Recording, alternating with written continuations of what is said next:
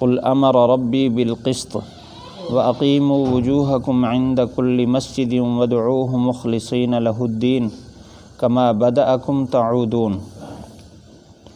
فرما دیجئے میرے رب نے حکم فرمایا انصاف کا، اور قائم کیجئے اپنے چہروں کو ہر نماز کے وقت، اور اللہ کو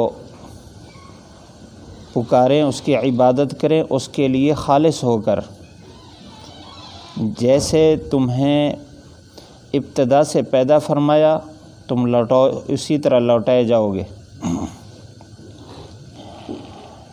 اللہ تعالیٰ نے اس آیت میں چند ایک احکام بیان فرمائے،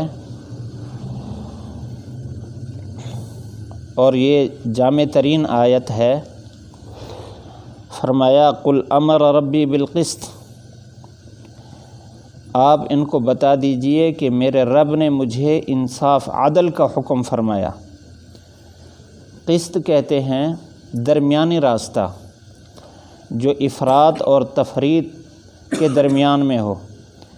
افراط کا مطلب ہوتا ہے حد سے تجاوز کر جانا، اور تفریط کا مطلب ہے کہ ابتدا ہی سے چلائی نہ آدمی، انتہائی سستی۔ تو فرمایا اعتدال اختیار کرے۔ اعتدال کے بڑے فوائد ہیں، اور یہاں اعتدال کے لیے اللہ تعالیٰ نے میدان کوئی نہیں بتایا۔ جیسے ظاہر ہوتا ہے کہ انسان کی زندگی کے جتنے مراحل ہیں، اور اسی طرح انسان کے اعمال کی جتنی قسمیں ہیں، تمام اقسام میں، تمام مراحل میں اعتدال اختیار کرنا یہ سب سے افضل راستہ ہے۔ اللہ تعالیٰ نے اس امت کو بھی جو کچھ دیا ہے وہ اعتدال والا راستہ دیا ہے۔ امتم واسطہ فرمایا، درمیانی امت۔ اب پہلے جو امتیں تھیں ان کے لیے جو احکام بعض کے انتہائی سخت احکام تھے، ان کے لیے توبہ کے لیے ایک دوسرے کو قتل کرنا پڑتا تھا، اور اسی طرح کپڑوں کو کاٹنا پڑتا تھا، جسم کو وہاں سے کھرچنا پڑتا تھا اگر ناپاکی لگ جائے، اور بعض ایسے جن کے لیے ساری چیزیں جائز۔ اللہ تعالیٰ نے اس امت کو احکام جو دیے ہیں وہ اعتدال والے دیے ہیں، اور اسی طرح انسان کو اپنی زندگی گزارنے کے جتنے مراحل اس سب میں اعتدال اختیار کرنا ہے۔ مثال کے طور پر معاشی زندگی ہے تو اس کے لیے حکم ہے کہ اعتدال والا راستہ حلال راستہ ہے۔ اب بالکل گھر میں بیٹھ جانا بھی ناپسندیدہ عمل ہے۔ آپ صلی اللہ علیہ وسلم کے پاس ایک آدمی آیا، اس نے آ کر سوال کیا، آپ صلی اللہ علیہ وسلم نے فرمایا تیرے گھر میں کیا ہے؟ مشکوٰۃ شریف میں روایت ہے۔ اس نے بتایا کہ میرے پاس تو ایک پیالہ اور ایک چادر ہے۔ آپ نے فرمایا لے آؤ۔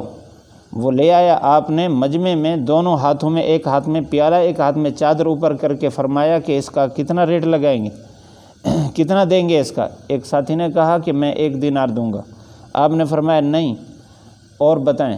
ایک دوسرے ساتھی نے کہا کہ میں 2 دینار دوں گا۔ آپ نے پھر اسی کو دے دیا۔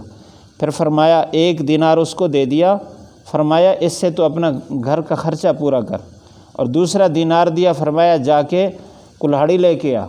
وہ کلہاڑی لے کے آیا بازار سے، آپ نے اس کے ہتھی ڈال کے دی خود، فرمایا 15 دن میں آپ کو نہ دیکھوں۔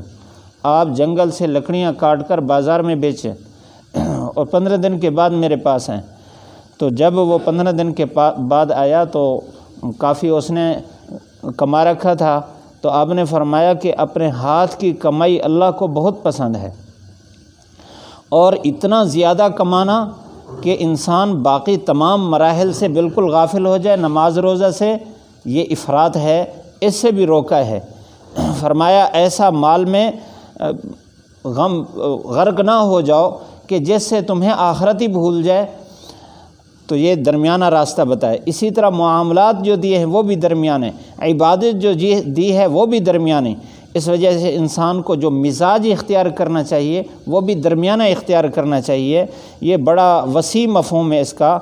قل امر ربی بالقسط، اس وجہ سے کسی سے محبت رکھنی ہے وہ بھی درمیانی، یہ جو قرابت والی محبت ہے، اور اگر کسی سے دشمنی ہے وہ بھی درمیانی۔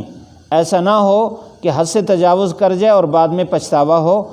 تو ہر کام میں اعتدال ضروری ہے، اور دوسرا آگے حکم فرمایا وَأَقِیمُوا وُجُوهَکُمْ عِنْدَ كُلِّ مسجد، کہ اپنے چہروں کو سیدھا رکھو ہر مسجد کے وقت۔ یہ مسجد ظرف کا صیغہ ہے، یہ زمانے کے لیے بھی بولا جاتا ہے، جگہ کے لیے بھی بولا جاتا ہے۔ زمانے کے لیے ہو تو اس آیت کا مطلب یہ ہے کہ جب بھی نماز کا وقت آئے تم اپنے چہروں کو اللہ کی طرف متوجہ کر دو، یعنی اپنے سارے کام چھوڑ دو، اب صرف اللہ کی طرف متوجہ رکھو، نماز کی طرف آپ متوجہ رہو۔ اور خود نماز کے اندر بھی چہرہ اللہ کی طرف متوجہ رکھنے کا مطلب یہ ہے، چہرہ تو ظاہر ہے، اپنے ظاہر کا چہرہ بھی بیت اللہ کی طرف، اور اسی طرح اپنے دل کا چہرہ بھی بیت اللہ کی طرف اور اللہ کی ذات کی طرف متوجہ کر کے رکھے۔ اور اگر اس کا معنی مکان والا ہو تو مسجد، یہ جو معروف مسجد ہے، مطلب یہ ہوگا کہ جب اللہ کی طرف سے آواز آئے، آذان آئے، تو ایسی صورت میں پھر مسجد کی طرف ہی جانا ہے بس۔ آپ صلی اللہ علیہ وسلم نے یہ جو جماعت کی نماز ہے اس کو بہت ضروری قرار دیا ہے۔ اس آیت کے اندر، اس لفظ کے اندر اس بات کی طرف اشارہ ہے۔ مفسرین نے یہ بات لکھی ہے کہ اس آیت کو دیکھ کر بعض ائمہ فرماتے ہیں کہ جماعت یہ فرض عین ہے، عذر کے وقت تو معاف ہے ورنہ فرض عین ہے۔ اگر کوئی آدمی جماعت کے ساتھ نماز نہیں پڑھتا، گھر میں نماز پڑھتا ہے، کہیں پیچھے رہ جاتا ہے تو ان کے ہاں وہ نماز ہی نہیں ہے۔ اور حدیث میں بھی ہے لا صلاۃ لجار المسجد الا فی المسجد، جو مسجد کا پڑوسی ہے، جو مسجد تک پہنچ سکتا ہے تو اس کی نماز تو مسجد ہی میں ہوگی۔ بعض فرماتے ہیں کہ سنت مؤکدہ ہے، جہاں تک اہتمام ہو مسجد میں آ کر جماعت کے ساتھ نماز پڑھنی چاہیے۔ اور نماز کے اندر اپنے چہرے کو اللہ کی طرف متوجہ کرنے کی اللہ کے نبی صلی اللہ علیہ وسلم نے ایک صورت بیان فرمائی، اس ایک تصور اور دھیان اور خیال۔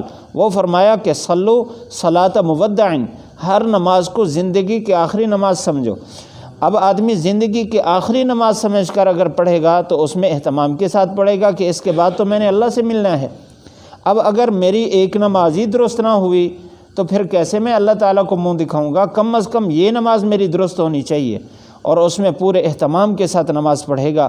آگے فرمایا وَادْعُوهُ مُخْلِصِينَ لَهُ الدِّينَ، دین کا تعلق تمام احکام کے ساتھ ہے۔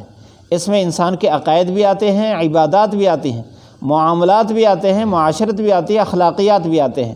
دین سارا کا سارا جو اللہ تعالیٰ نے ہمیں زندگی دی ہے، زندگی کے تمام حصوں کو اللہ تعالیٰ نے دین بھی بنایا ہے۔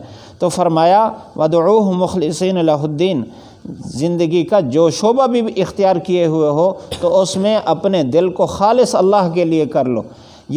یہ تبھی ہو سکتا ہے جب یہ دل اللہ کی محبت سے بھرا ہوا ہو، اس لیے کہ انسان کو خیال اسی کا آتا ہے جس کی دل میں محبت ہے، جو دل میں بیٹھا ہوا ہے۔ اگر دل میں اللہ کی محبت ہے، اللہ کا دھیان خیال ہے، تو اس صورت میں ہر وقت انسان اللہ کو سوچے گا اور اللہ کو خوش کرنے کی فکر کرے گا۔ تو سب سے آسان راستہ یہی ہے، اس میں نماز بھی آئے گی، باقی تمام معاملات بھی آئیں گے۔ انسان اسی راستے سے حرام سے بچ سکتا ہے، گناہ سے بچ سکتا ہے، حلال کا اہتمام کر سکتا ہے، عبادت کا اہتمام کر سکتا ہے۔